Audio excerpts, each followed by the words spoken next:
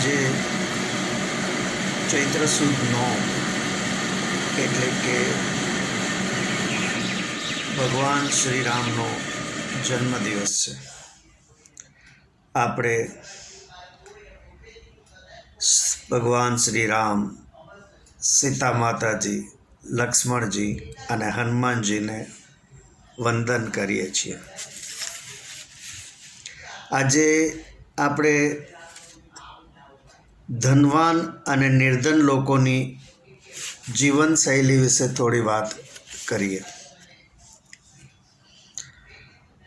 આ પહેલાં હું જ્યાં રહેતો હતો ત્યાં બાજુની સોસાયટીમાં એક ડૉક્ટરનું દવાખાનું હતું. એક દિવસ મને સારું લાગતું ન હતું એટલે તેમને તબિયત બતાવવા ગયો. મારું બીપી ચેક કરીને કહે વધારે છે. પછી કહે કે આ પહેલાં મારું દવાખાનું સિટીના એવા વિસ્તારમાં હતું કે જ્યાં સામાન્ય માણસો જ ચેકઅપ માટે આવતા. ત્યાં BP, diabetes, heart problem, depression જેવી માનસિક સમસ્યાવાળા દર્દીઓ ખાસ જોવા મળતા નહીં.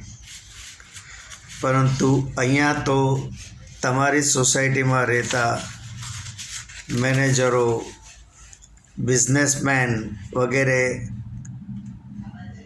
મગજની કુસ્તી કરતા લોકો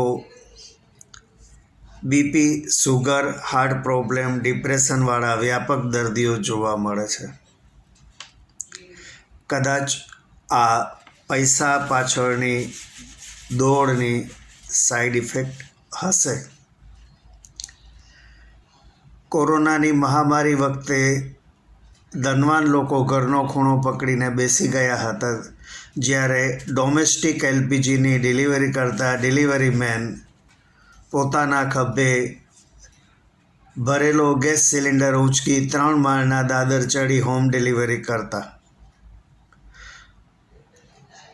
અમારા 4 માળના ફ્લેટ્સની વિશાળ ટેરેસ પર મોર્નિંગ વોક કરતા હું જોતો કે પાછળના વેરાન પ્લોટમાં જમીન પર વસવાટ કરતા મજૂરોની સ્ત્રીઓ સવારે સૂર્યોદય પહેલાં સાઠીકડાઓ સળગાવી તાંપડામાં જુવારના જાડા રોટલા બનાવે અને રોટલા સાથે લસોટીને બનાવેલી લસણ, મરચાં અને તેલની ચટણી. તે લોકો પાસે ચા નાસ્તા જેવી કોઈ ચીજ ન હોય.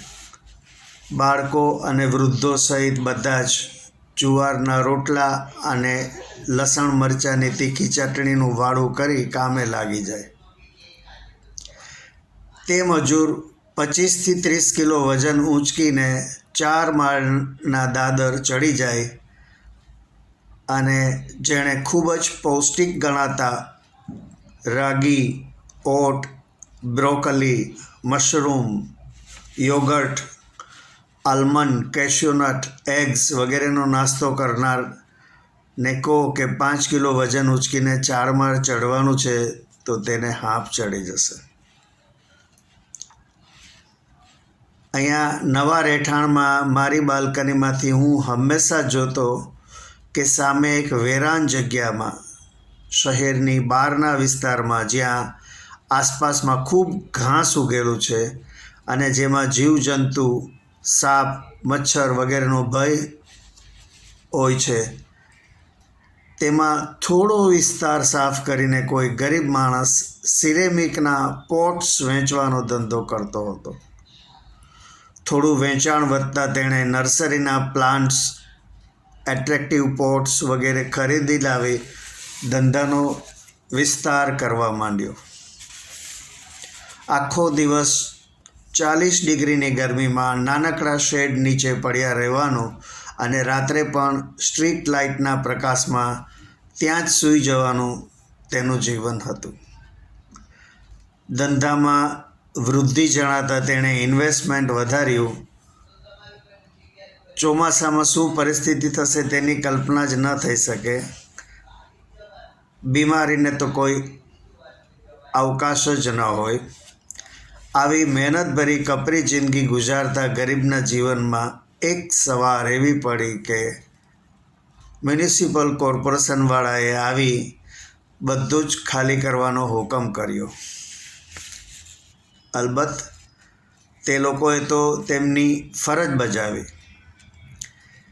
તે લોકો ઇમોશનલ થઈ શકે તો પોતાનું કામ ન કરી શકે, પરંતુ આ ગરીબ માણસ માટે તો અણધારી વિકટ સમસ્યા ઊભી થઈ. આ બધું ક્યાં લઈ જવું? આર્થિક ખોટ કેમ ભરપાઈ થશે? ન જાને જાનકીનાથ પ્રાતઃ કિમ ભવિષ્યતિ જેવી હાલત થઈ. અનમેનેજેબલ ડિફિકલ્ટીસ આવી ગઈ. સરકાર પણ જો તમે વગર પૈસે ₹1 કરોડનું MSMEની વ્યાખ્યા પ્રમાણે સ્ટાર્ટઅપ ઊભું કરવા પ્રોજેક્ટ રિપોર્ટ બનાવો તો તમને મદદ કરવા તત્પર છે. પણ જો તમે 5-10 હજારના પોટ્સ અને નાના રોપાનું વેચાણ કરવા જાઓ તો તમને મદદરૂપ ન થઈ શકે. ગરીબો માટે કઈ રીતે જીવન નિર્વાહ કરવો એ એક વિકટ સમસ્યા છે, જે દિવસે ને દિવસે વધારે ને વધારે કપરી થઈ રહી છે. ગરીબોને કામ મળતું નથી અને ધંધો થઈ શકતો નથી. How to survive is a big question. કરોડો લોકોની આ પરિસ્થિતિ છે. તેવામાં અનેક સુખી લોકો bullet train, Vande Bharat train, Rajdhani express, airports, 6 to 8 ટ્રેકવાળા એક્સપ્રેસ હાઈવેઝ વગેરેની વાતો કરી દેશના વિકાસનો તાગ મેળવતા હોય છે. તેઓ સ્પષ્ટપણે માને છે કે ગરીબો તેમના કર્મના ફળ ભોગવે છે, પરંતુ જ્યારે તેમને પોતાને કેન્સર, લીવરની ગંભીર બીમારી, હૃદયરોગ, માનસિક સમસ્યા આવે છે ત્યારે પોતાના કર્મોની વાત કરતા નથી. મેં પહેલાંના એક વિડીયોમાં દર્શાવ્યું હતું કે આલિશાન બહુમાળી ફ્લેટ્સના નિર્માણમાં કામ કરતા મજૂરો કન્સ્ટ્રક્શન સાઇટ નજીક વેરાન જગ્યામાં પતરાથી બનાવેલા સાંકડી કુટીરોમાં રહે છે. તેમને કોમન લાઇટ અને કોમન વોટર ટેપ આપવામાં આવે છે. એમની તનતોડ મહેનતથી બનેલા લક્ઝરિયસ ફ્લેટ્સમાં લોકો લાખો રૂપિયાનું ઇન્ટિરિયર કરાવી, બધા રૂમમાં એસી લગાવી સુખ ચેનથી જીવે છે. અને એ મજૂરો તો એક સાઇટ પૂરી થતાં બીજી સાઇટ પર એ જ જીવન જીવવા જતા રહે છે. મેં એક વખત જણાવ્યું કે જે વૈભવી વિકાસ થાય છે તેમાં ગરીબોના પસીનાની કમાઈ પણ જાય છે, પરંતુ તે બધું માત્ર ધનવાન લોકોના ફાયદા માટે જ હોય છે. શું કોઈ ગરીબ બુલેટ ટ્રેનમાં ટ્રાવેલ કરશે? પરંતુ આ વાતનો વિરોધ એક જ્ઞાની વ્યક્તિએ કર્યો. તે કહે, ઇન્કમ ટેક્સ ચૂકવનારા જ ના ખર્ચે જ આ બધું થાય છે. મારી દૃષ્ટિએ IT રિટર્ન ભરનારા વધારેમાં વધારે 10% જ હશે, પરંતુ એક ગરીબ વ્યક્તિ સવારે દાંત સાફ કરે છે ત્યારે તેના ટૂથબ્રશ, ટંગ ક્લીનર અને ટૂથપેસ્ટ પર GST લાગેલો હોય છે. કોગળા કરવાના પાણી પર પણ વોટર ટેક્સ લાગેલો હોય છે. આમ સવારે ઉઠતા વેત આપણે દરેકમાં GST ચૂકવીએ છીએ, જે રાત્રે ઊંઘીએ ત્યાં સુધી ચાલુ રહે છે. હજુ સુધી શ્વાસમાં લેવાતી હવા પર ટેક્સ લગાયો નથી, તે રાહતની વાત છે. આમ દેશના વિકાસમાં ગરીબોનો કોઈ ફાળો નથી તે વાત સાથે હું બિલકુલ સહમત નથી. આપને જો મારી આ વાત યોગ્ય લાગી હોય તો મારા વિડીયોને લાઈક કરજો, આપના ગ્રુપમાં શેર કરજો અને મારી ચેનલને સબસ્ક્રાઈબ કરજો. આભાર. આવજો.